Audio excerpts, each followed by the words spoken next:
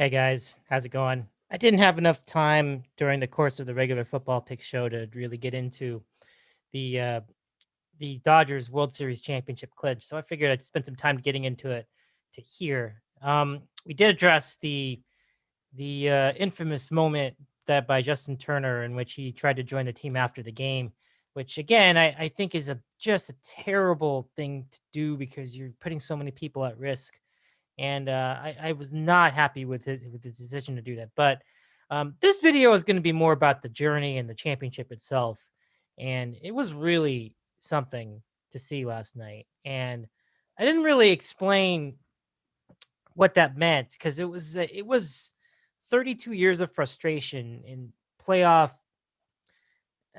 heartbreak and big upsets, and I could go through all the years. You can start all the way back in let's say maybe 2008 isn't really it, but 2009 with the Jimmy Rollins game, the moment of heartbreak, right? Every year seemed to have one in the playoffs. 2013 and 14, you had the Kershaw games against the Cardinals, and the Cardinals just kept getting single after single and home runs, and you'd have guys hitting bombs off of him in Bush Stadium, and then either before that or right after that. I think I always mixed up which was when, but I remember Kershaw just getting no swings and misses in that inning in which the Cardinals just kept tearing away at him. He was looking so dominant until then. That was tough. That was tough to go through that. See the Cardinals win the series both times in 13 and 14.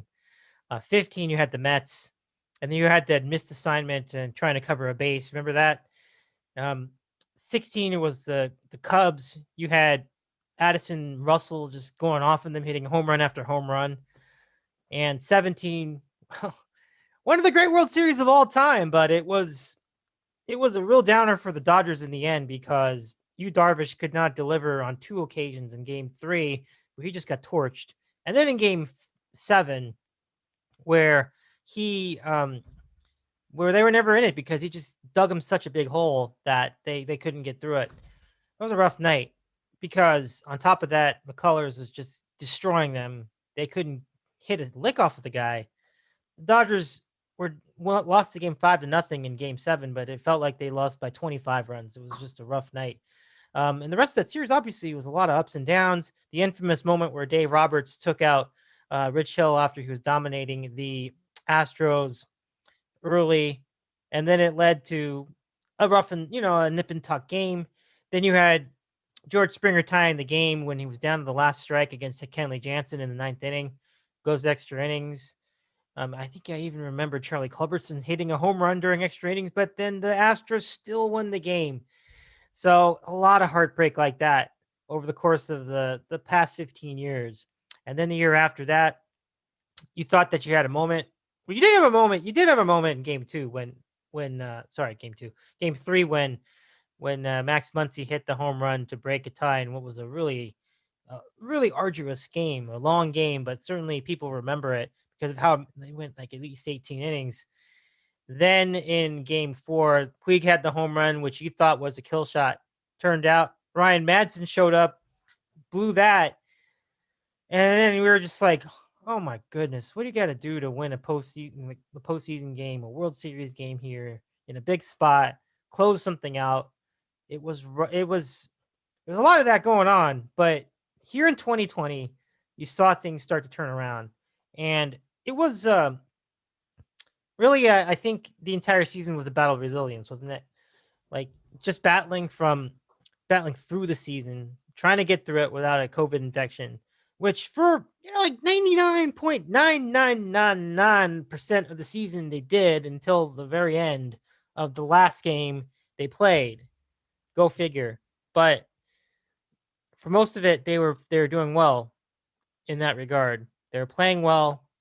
There was a lot of pressure on the Dodgers, as you know. They were the odds-on favorite to win the National League and the World Series, and they had the largest over/under in. I think it was maybe the Yankees had a bigger one, but they had a pretty large one. It was like 37 wins, and it was that's a big number, but they did it. They actually won over that amount, and for the regular season, in a 60-game shortened season, the Dodgers ended up having a record of 43-17, and out of 60 games, that is an outstanding win percentage. If I see it here on the screen, is 717. So that was the beginning. Then you had like the potential upset factor, where somebody like Milwaukee, who had pretty good pitching, could really upset them, and Dodgers took care of them fast. It was not a problem. Like, what, the games weren't the highest scoring, but they had no issue with Milwaukee. Next round, San Diego, the Padres, very, very up and coming team, tremendous team. Dodgers still swept them, which is kind of remarkable. If you remember, in one of the games, I believe it was game 2, the Dodgers didn't even have a hit until the 5th inning, and they scraped together and scratched together and moved runners over, and they had productive outs, and they scraped together some runs. Didn't hit a home run the entire time. It was really incredible. So that was a big moment, and all the while, Corey Seager was going off. He was hitting anything and everything everywhere. It was really something. But then you had the NLCS, Atlanta. That Braves team is great. I guess that's the first thing I want to bring up. I really think I really think the Braves were just a tremendous team, and so much respect to Atlanta. You know, not the most likable franchise, and the fans are not the most likable fans, but certainly this team has really got great core, incredible pitching staff. You had Ian Anderson, Max Fried, and then they cobbled together some of the pieces, but they could have had Soroka to complete a really good 3-headed monster, and it was impressive. I mean, the stuff was great, and their bullpen was pretty good. I think beating the Braves in a best-of-7 series was really quite an accomplishment, and I don't think it really sank in how big a deal that was until it happened. Dodgers go down 3-1, and we're all kind of quitting on them. I was no different. I'll be honest. I wrote them off officially on Facebook. I wrote them off on Twitter. I wrote them off in the text, the emails. I was just going, this is the end of the thing. I said, this team is cursed. They can't get it. Dave's never going to make it.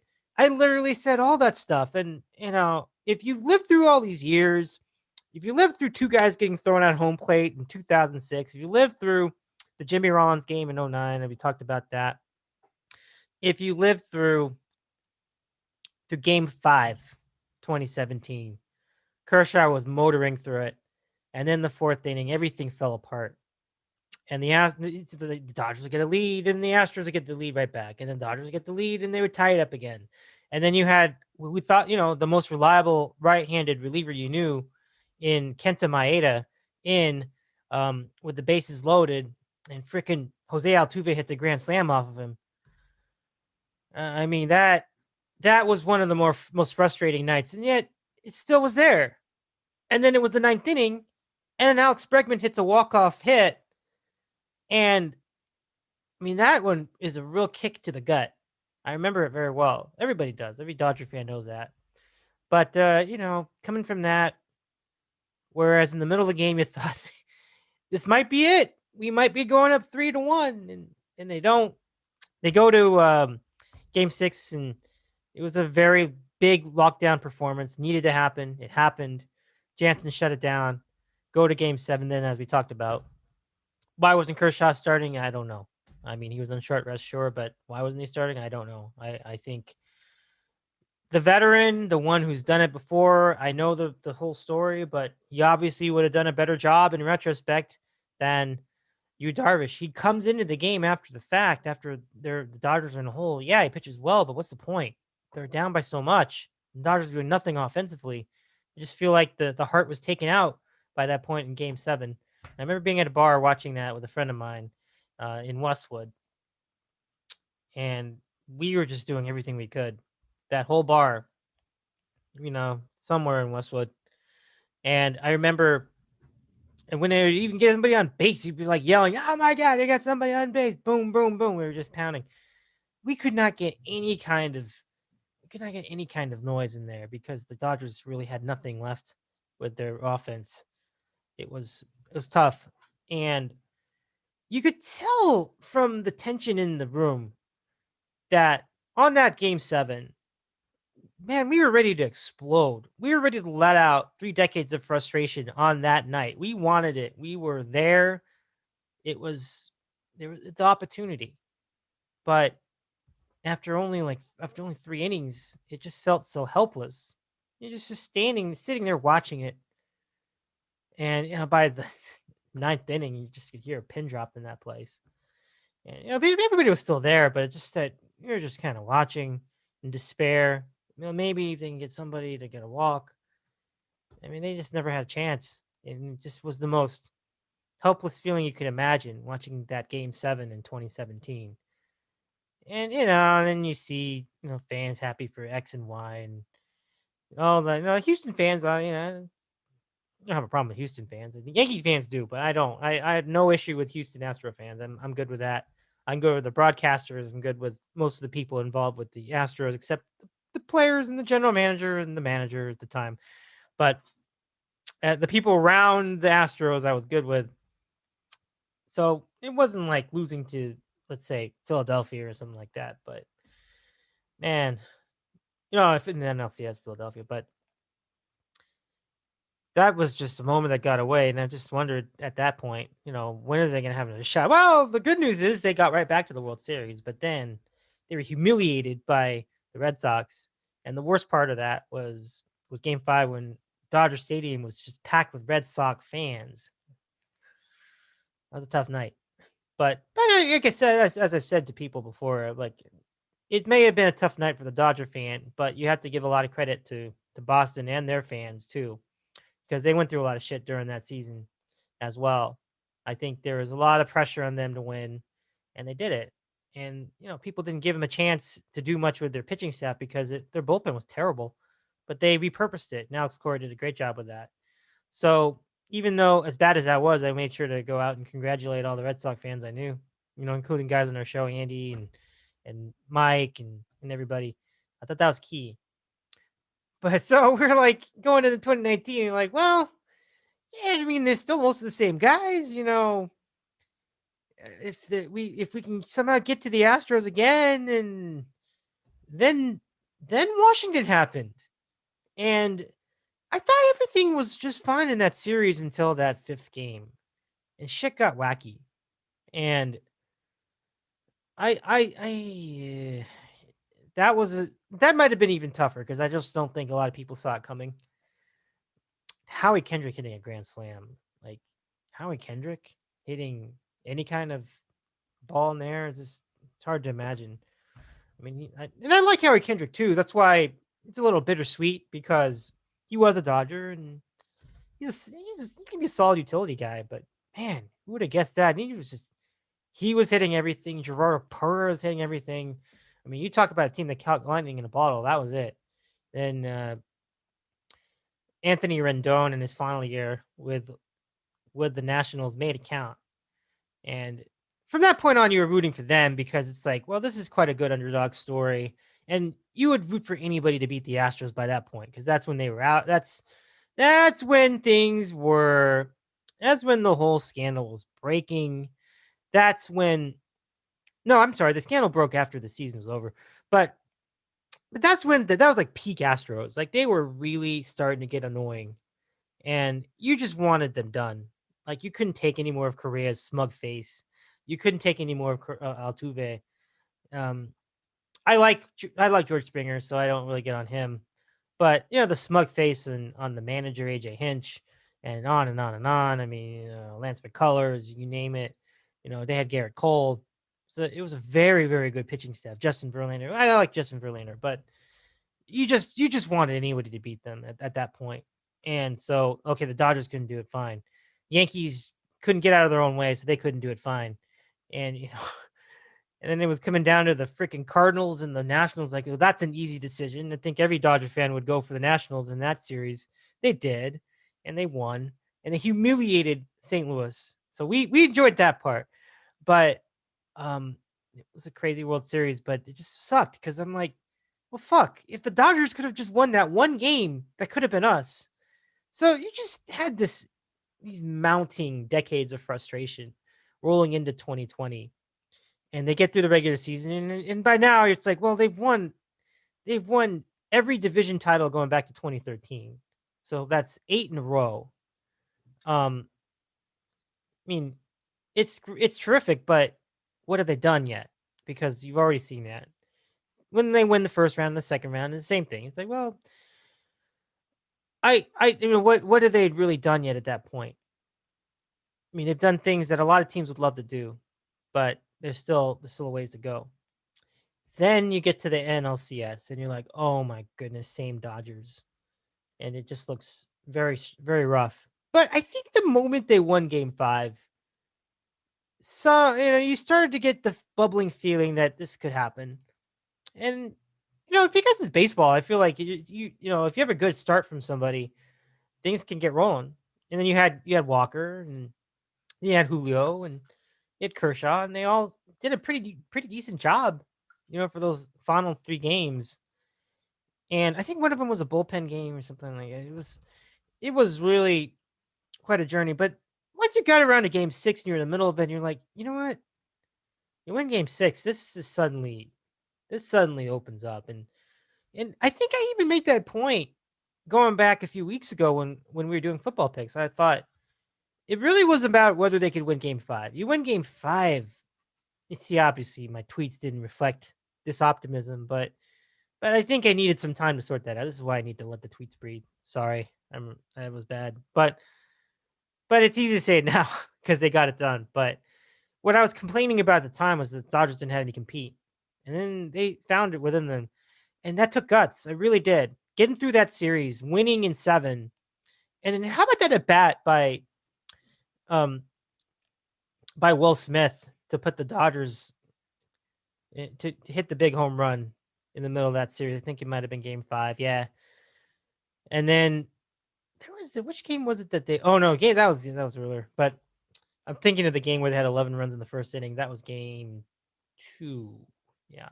But anyway, it was an incredible comeback. But by the end of it, you're like, yeah, it kind of was. They just played better baseball, and I didn't think the Braves necessarily did anything to choke, other than there were some key plays where they messed up. I think if you go back to the botched ground ball, oh my goodness, the base running was horrendous. Ooh, what was Austin Riley doing going to third base? What are you doing? It's unbelievable. Like you can't do that. And that's kind of a learning moment for Atlanta, because that they hadn't had too deep of a postseason run with that group. And I think that was a big learning moment for the Braves. But my takeaway coming out of that was like, I have so much respect for Atlanta. It was awesome. So I'm repeating myself a lot here, but it was really quite a World Series. I haven't even gotten in Tampa Bay. Tampa Bay has an incredible pitching staff. You got to let them pitch. Cash was such a doofus, cutting off all his pitchers after 2 times through the order, and it literally cost him in the elimination game here in Game 6. It literally cost him the game, because it didn't seem like anybody was getting anywhere near Blake Snell. He was throwing everything. He had 4 pitches, and he was using all of them to perfection, locating perfectly. I think he only had like 1. It barely got his first walk in the 5th inning. That guy was unbelievable. Betts couldn't touch him. Seager couldn't touch him. They had 1 hit until he gave up one really, really, really late into, I think it was as he was going, he was already in for about 5 innings. He was into the 6th. I think at that point, that's when he gave up the next hit.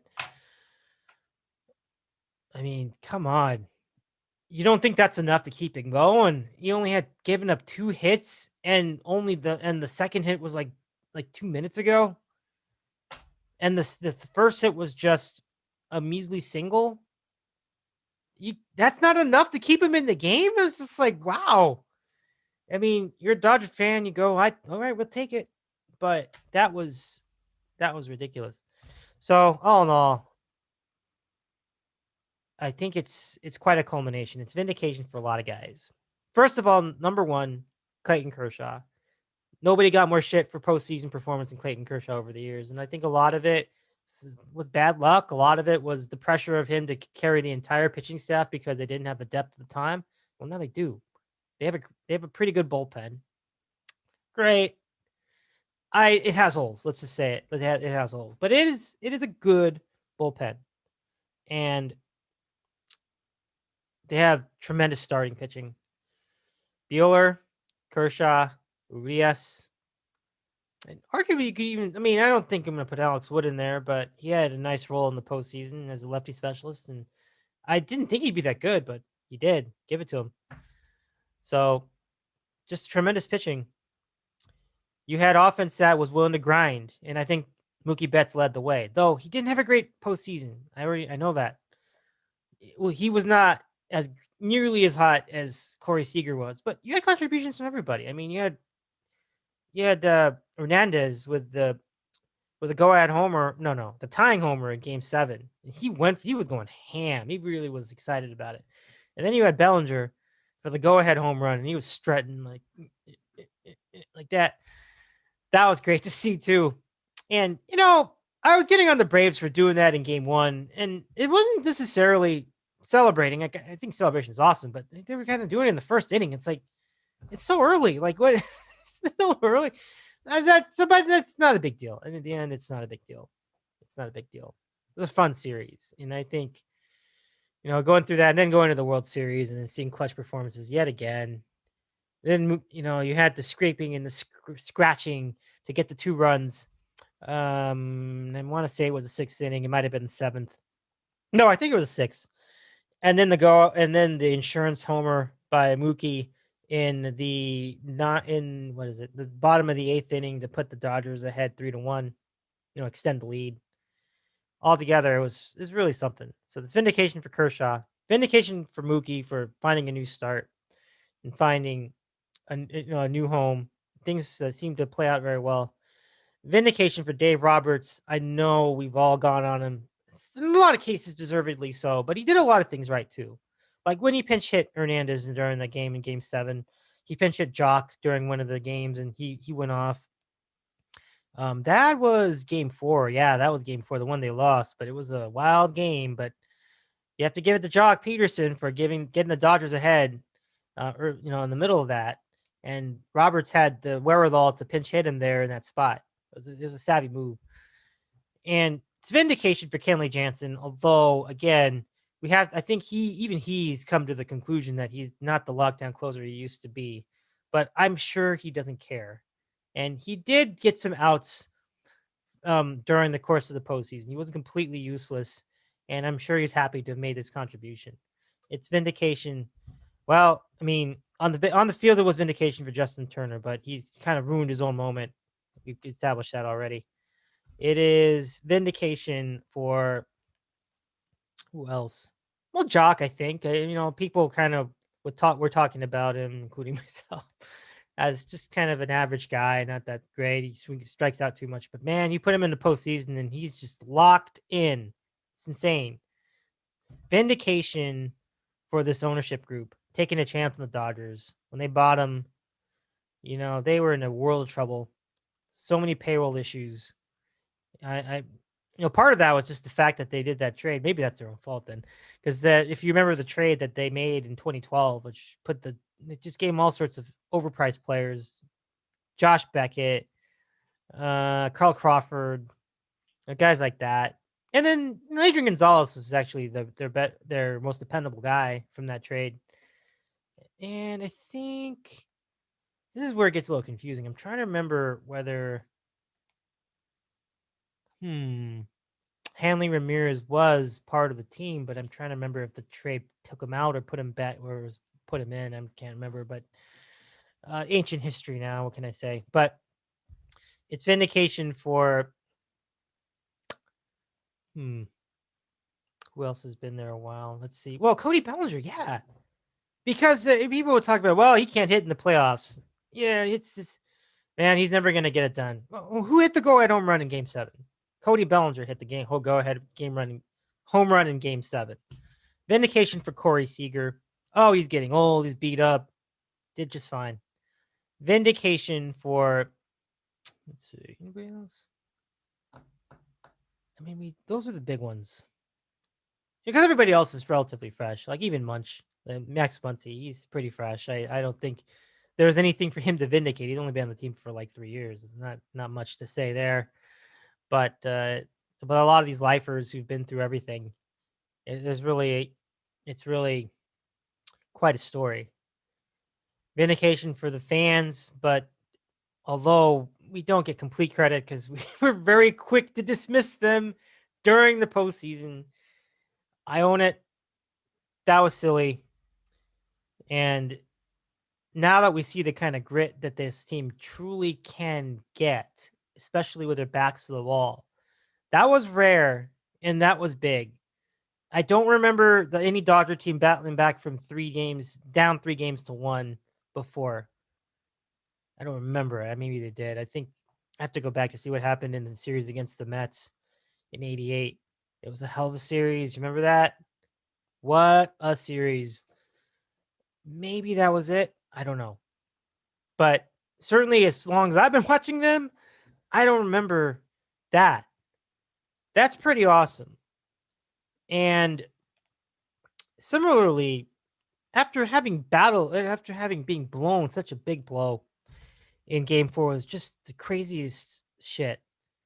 It was just insane. A guy like Brett Phillips winning a game for the Rays when the game looked won. And it was down to 2 strikes and 2 outs. And just out of the blue, because Cody Bellinger couldn't play center field that night, you had Taylor mishandling a ball, and then they botched the throw, but you still had a Rosarena frozen. He had no chance to get to home plate, but then Will Smith botches the catch and the ball gets away. And then on top of that, you had Kenley Jansen not backing up the plate. It's like 3 things broke down in order for them to win that game. 3 things had to break down.